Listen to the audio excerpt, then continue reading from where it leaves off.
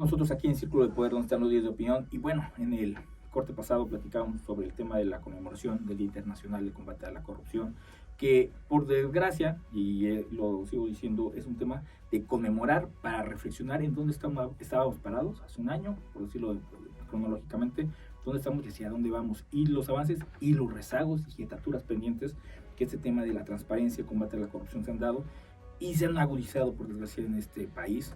Mire que tenemos temas de corrupción ya añejos y evidentes, pero parece que se han agudizado con este gobierno federal que de entrada no lo reconoce y después lo solapa a ojos vistos, pero pues dicen que el mayor problema es el propio, ¿no? Y tropicalizándolo, pues en Morelos no es la excepción, hay temas muy puntuales de falta de transparencia, de falta de rendición de cuentas, y en ese sentido de ideas, pues la primera, cuando hablamos de transparencia y de acceso a la información, lo primero que nos viene a cabeza es el IMIPE, y el día de hoy ya en este espacio generosamente nos acompaña Marco Albert Sánchez, consejero presidente del Instituto Morelense de Información Pública y Estadística del IMIPE. ¿Cómo estás, presidente? Gracias por Muchas gracias, agradecerles como siempre el espacio. La verdad es que para mí siempre es importante estar en contacto con ustedes y con los ciudadanos del estado de Morelos, y ustedes me lo permiten tener este acercamiento a través de este medio que sé que tiene muy buenos seguidores. Y bueno, pues te agradezco a ti, todos los seguidores de este espacio, la oportunidad que me dan de platicar con ustedes unos minutos. Te agradezco. Oye, bueno, pues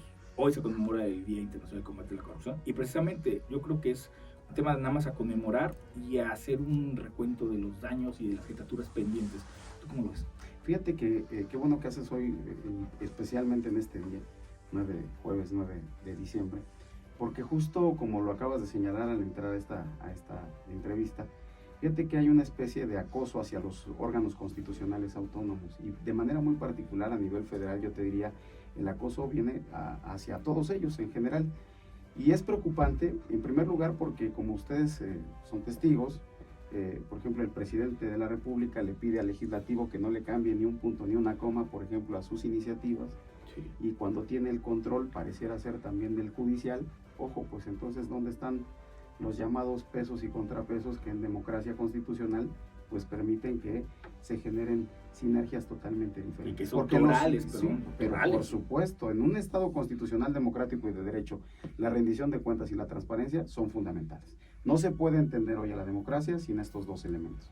¿Por qué hago referencia a ello? Porque justo tú acabas de decir, dos de los grandes, digamos, cánceres que tienen los países, particularmente el nuestro, es precisamente el tema de la corrupción.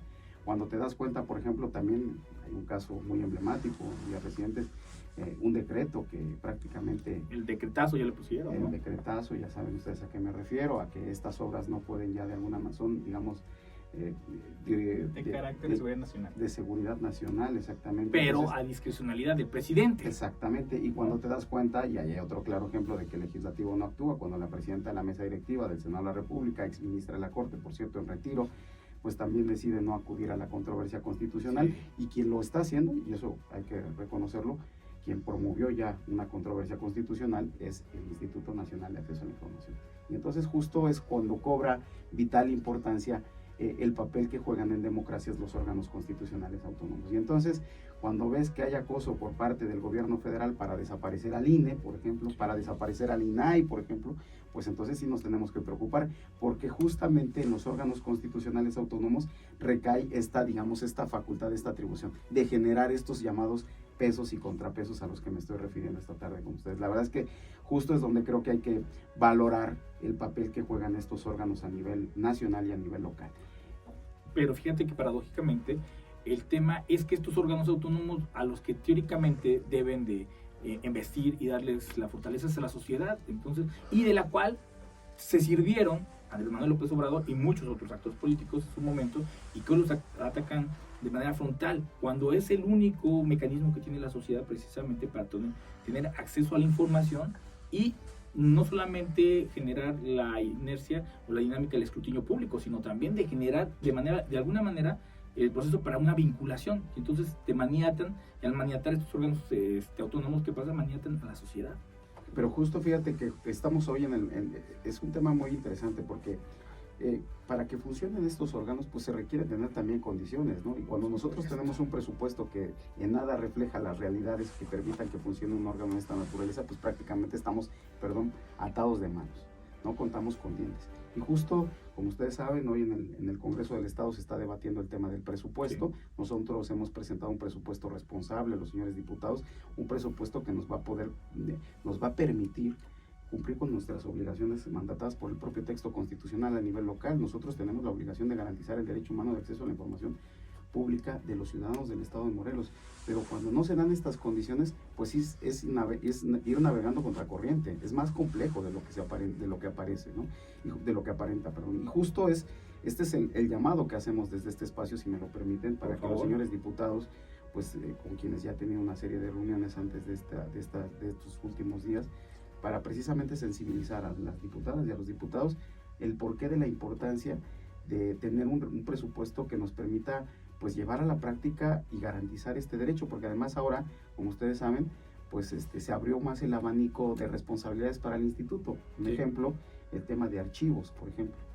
Ese es un tema, y hay una ley federal, hay una ley marco, hay una ley general, que propiamente el Congreso del Estado de Morelos tendrá que aprobar. No sé si todavía les dé tiempo en este primer periodo ordinario de sesiones, pero si no en el otro, en el otro lo tienen que hacer, porque además facilita, entre otras cosas, los procesos de entrega-recepción. Como ustedes saben, pues prácticamente estamos a días de que los ayuntamientos entreguen o concluyan sus administraciones, y justo esto ayudaría todavía aún más a estos procesos de entrega-recepción, la ley de archivos. Pero también hay otro tema muy importantísimo, y que también es importante que lo comentemos con el auditorio, que es la protección de datos personales en posesión de particulares.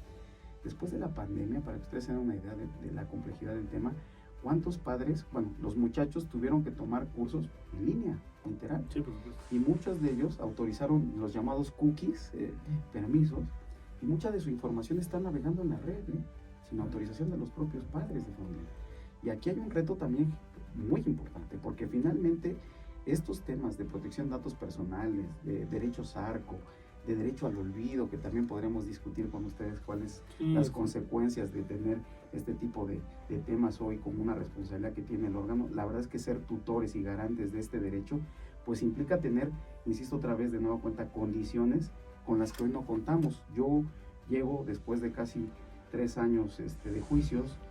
Ya saben que ahora lamentablemente todos los nombramientos en este país, todos terminan en tribunales, todo termina judicial. Y en Morelos todo se politiza, ¿no? Sí, y todo termina judicializándose. Entonces al final, después de demostrar que los diputados de la anterior legislatura pues no tuvieron la razón, pues la justicia federal me da la razón, ordena mi reinstalación, y justo es cuando yo llego al instituto, llego a finales de mayo, y nos encontramos ya con un presupuesto que se estaba ejerciendo, y con condiciones totalmente adversas. Para que ustedes se den una idea, ese instituto no tenía para empezar un pleno como lo establece la Constitución, solamente había una comisionada de 5.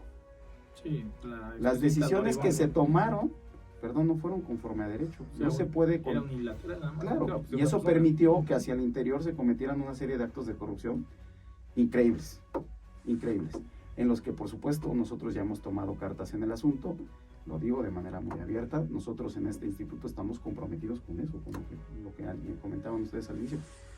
Aprovechando el Día Internacional de Combate a la Corrupción, decirle a quien nos escucha por este medio, que justo nosotros hemos ya presentado sendas denuncias penales, que incluso ya están en tribunales, ya están judicializadas, y quienes me antecedieron en el cargo tendrán que responder por todo este mal manejo que se dio durante su gestión. Y si nosotros no vamos a permitir, bajo ninguna excusa, pasar por alto el tema de la corrupción. Nosotros también estamos comprometidos con ello. Yo hoy escucho a muchos amigos, además recuerden que nosotros también como órgano de transparencia formamos parte del sistema estatal anticorrupción. Sí, por supuesto. Entonces nosotros también jugamos un papel importante en la presentación de denuncias. Tenemos ya realizados una serie de auditorías, ya con dictámenes, y eso por supuesto va a arrojar una cantidad de información que nos va a permitir presentar antes de que concluya el año, seguramente en las próximas semanas. Como ustedes saben, los juzgados penales en algunos casos no van de vacaciones. Nosotros estaremos ya presentando las correspondientes denuncias, tanto en la Fiscalía Anticorrupción, para que después, posteriormente, con todos los elementos que ya están integrados en esta carpeta, también se puedan judicializar, y que entonces quienes me antecedieron el cargo pues se enfrenten a la justicia y que respondan por sus, pues en este caso por las omisiones, por los actos de corrupción que hemos encontrado de esos 3 últimos años. Marco, regresando un poquito a lo que decías sobre el tema del presupuesto, ya tuviste este acercamiento con los diputados, ¿cuál fue su reacción? Porque si bien, como lo habías comentado, ustedes entraron en un tema complejo porque ya estaba un presupuesto caminado y no había o sea, no estaban considerados ustedes los consejeros nuevos que se habían adherido al instituto. ¿Qué les han dicho los diputados? ¿Cómo han visto? ¿Acudieron a las comparecencias? Sí, claro, yo agradezco, por supuesto, desde este espacio la invitación que me hiciera la Comisión de Hacienda para poder exponer a los integrantes de la misma las necesidades, el justificar el porqué del incremento. Para que ustedes se den una idea, en los últimos 4 años del instituto no creció el presupuesto. Sí crecieron las responsabilidades, las obligaciones, más no así el tema del presupuesto. Se designó por la anterior legislatura a 3 comisionados más, pero esos comisionados requieren de personal, requieren también, por supuesto, de recursos materiales. Se integraron ponencias. Para que ustedes se den una idea, traía la anterior, insisto, integración, un rezago más o menos de 2,000 asuntos. Entendemos la molestia de los ciudadanos, pero nosotros hemos tomado cartas en el asunto. Todas las sesiones, nosotros por mandato de ley tenemos la obligación de sesionar una vez por semana. Estamos abatiendo rezago y todo lo que nos ingresa todos los días. Nos hemos hecho una redistribución bajo algo de todo este proceso, si vale la pena rescatar algo, y lo quiero decir de manera muy puntual, es que la anterior legislatura me designó muy buenos comisionados. Podríamos decir que tenemos un pleno que va a marcar un antes y un después. Yo lo que le pido a los ciudadanos y a ustedes también, que confíen en esta nueva integración. Tengo a profesionales del derecho, pero se los digo con mucha responsabilidad. Tengo por ejemplo, a abogados ya de cierta trayectoria, de cierto prestigio. ¿Qué les parece, por ejemplo, Tino Avilés, por ejemplo? Sí. ¿Qué les parece, por ejemplo, nuestra amiga, la comisionada Citlali Gómez de Arán, que también había sido también consejera del INPEPAC? Karen, que también tiene una experiencia vasta en el tema del derecho de acceso a la información. Su servidor, pues dicen que alabanza en voz propia es vituperio, yo no diría eso, y el doctor, por supuesto, Yáñez, que también abona mucho a este debate hacia el interior del pleno. La verdad es que justo el tener un pleno como el que estoy comentando nos ha permitido resolver con poco, porque decíamos al inicio, yo llego con un presupuesto ya caminado, perdón, discúlpenme, y además justo el Congreso me nombra en ese inter a 3 más, y me los manda sin dinero, perdón, ¿cuál era el escenario del instituto? Entonces, y bueno, además, como ustedes saben, ha habido una migración, no que decidimos nosotros, sino es una propuesta que se da a nivel federal. Como ustedes saben, la plataforma Infomex desaparece, sustituida por el CISAE 2.0, sí, claro. Y vienen una serie de cambios. Esa aplicación incluso ahora es más amigable con el usuario. Desde un smartphone pueden ustedes obtener ya respuestas en un tiempo muy breve.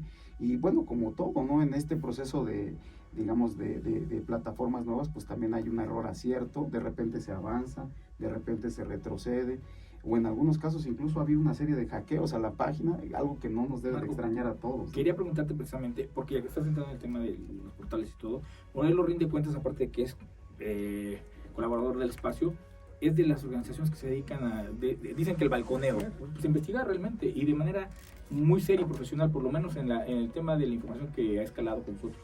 Está verificado, ¿no? Siempre es presunción de inocencia, siempre hay que verificar información.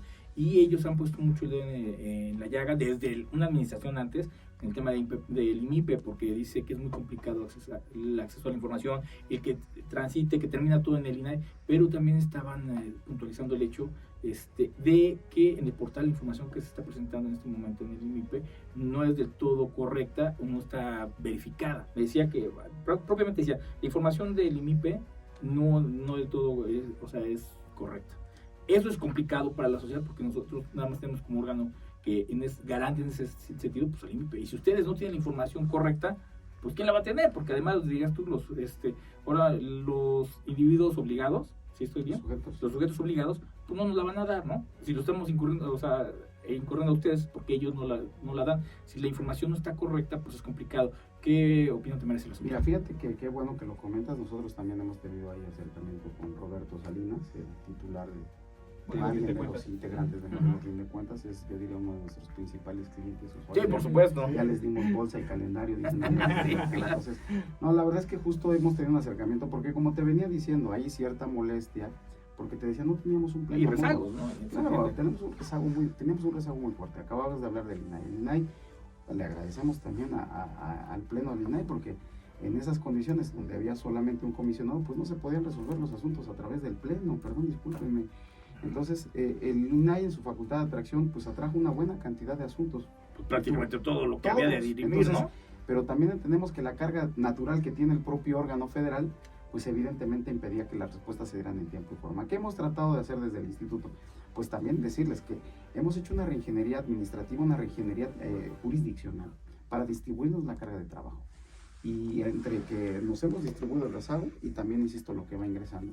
A ver, ¿puede haber o no entrega correcta de la información? Yo te diría que, como lo sabe Roberto y quienes se han vuelto usuarios asiduos de la plataforma, en primer lugar, decirte que la mayor molestia que ha generado ahorita el tema es precisamente que la página en algunos momentos es itinerante, algunos días funciona, otros días no, pero esa plataforma no depende del INIPE, esa plataforma depende del INAI, del INAI, literal lo digo como tiene que ser. Y nosotros tenemos con el área de tecnología del INAI pues un contacto permanente para decirle, oye, la plataforma está fallando, pero también es cierto que no es excusa para no garantizar el derecho, perdón, quienes se han vuelto usuarios así, y lo sabe Roberto, tenemos de manera tradicional el esquema tradicional como el que siempre se haya presentado el recurso a través de la oficialidad de partes y la oficialidad de partes hará lo propio para canalizar a cada una de las ponencias las solicitudes que se presenten en tiempo y forma. Entonces decirte que más que todo eso, lo que nosotros nos hemos abocado es precisamente a tener la capacitación para todos los 183 sujetos obligados, es decir, para que primero se familiaricen con el uso de la nueva plataforma, que la conozcan. Es el caso de Roberto también, seamos honestos, no somos todólogos y sí, Roberto también ha tenido que acercarse para precisamente empaparse de esta nueva plataforma. Ya lo ha hecho, pero así todos, y además no nada más con ellos, con los 183 sujetos obligados. De manera muy especial destaco, por ejemplo, que hace 3 semanas tuvimos una capacitación con los sujetos obligados que van a entrar en funciones a partir del 1 de enero, con los 36 presidentes municipales. Y entonces fíjate qué interesante, porque justo ya generamos una interacción muy buena, y me parece que, por ejemplo, en el caso de ayuntamientos, solamente por citar un ejemplo, y vean ahí un poco la importancia que tiene el tema de la transparencia y la rendición de cuentas, quienes salieron mejor evaluados son a quienes los ciudadanos les volvieron a confiar el voto. Es decir, fíjate qué interesante es el tema de la transparencia y la rendición de cuentas en materia democrática. Quienes hicieron bien las cosas volvieron a refrendarse en el cargo. Jojutla, Jutepec, Totolapan. Bueno, a ver, y en serio, que sus unidades de transparencia, la verdad es que lo hacen muy bien. Hemos iniciado, esa fue la primera de las evaluaciones, estamos ya con la segunda, y vamos a concluir los primeros días de enero, y vamos a hacer otra vez, cambian los sujetos obligados, cambian, digamos, las preguntas que se hacen desde la plataforma, decirle a la... Pues una radiografía. Sí, pero nosotros no podemos, lo que quiero decir a ustedes y a los ciudadanos es que nosotros no escogemos los temas, sino lo hace de manera, el propio sistema te dice qué tipo de preguntas se tienen que generar, ¿no? A veces genera esto molestia. Podemos preguntar en cantidad de cosas. Y la verdad es que, además de este acompañamiento que le hemos dado a los sujetos obligados en el tema de la capacitación con las nuevas plataformas, también estamos todos los días de manera muy constante teniendo acercamiento con la sociedad en general. Decirles que, por ejemplo, a través del plan DAI, que es un plan que hemos derecho de acceso a la información, que hemos generado una sinergia con el INAI a nivel federal y con el órgano garante a nivel local, pues hemos estado en los municipios de Cuernavaca, de Cuautla, de Temisco, vamos a Zapata, vamos a Jojutla. ¿De qué se trata llevar el plan DAI? A veces, voy a poner un ejemplo muy burdo, a veces los ciudadanos no saben cómo preguntar, no saben ante quién acudir. Sí, por supuesto. Entonces, ¿cómo formularla, no? ¿Cómo formular una pregunta? Y justo ahí es donde nosotros también cobramos una vital importancia. Nosotros estamos socializando el derecho de acceso a la información. Casos de éxito varios, por ejemplo, voy a poner algunos solamente con el ánimo de ilustrar a quien hoy nos escucha y a ustedes, por supuesto, también. Pensemos, por ejemplo, en el tema educativo. Es muy probable, y hay casos de éxito en otras entidades federativas, probablemente hay quienes por la situación económica y por el tema de la pandemia han dejado de continuar sus estudios de secundaria, primaria, y muy seguramente no conocen que a lo mejor a nivel federal hay un programa de becas, por ejemplo, al que podrían tener acceso, pero no saben qué preguntar o ante qué instancia hacerlo, ¿no? También ese ejemplo se puede reproducir a nivel estatal o a nivel municipal, o por ejemplo en el tema de derecho de acceso a la salud o al derecho a la salud, saber los horarios de las clínicas, por ejemplo, que puede haber en las colonias o en los municipios, si cuentan con el personal o con las cartas credenciales quienes hoy están ofreciendo el servicio de salud, si el médico cuenta con la experiencia para estar al frente de la clínica de salud. Por ejemplo, en el tema de los grupos vulnerables, ¿no? El tema de la comunidad LGTBIQ y más, por ejemplo, también podrían ahí preguntarle a la autoridad sanitaria local, a los servicios de salud de Morelos, por ejemplo, si ya la clínica que fue creada ex profeso por ley ya tiene el medicamento hormonal para ese grupo vulnerable. ¿Cómo hacerlo? Justo es donde nos estamos nosotros también enfocando. Un tema es el tema jurisdiccional propio del ámbito que tenemos como obligación de garantizar, pero también el otro que tenemos muy presente es el tema de acercar a los ciudadanos, de que se enteren de lo que se está haciendo en el municipio. Estamos hablando con Marco Albert Sánchez, consejero presidente del INMIPE.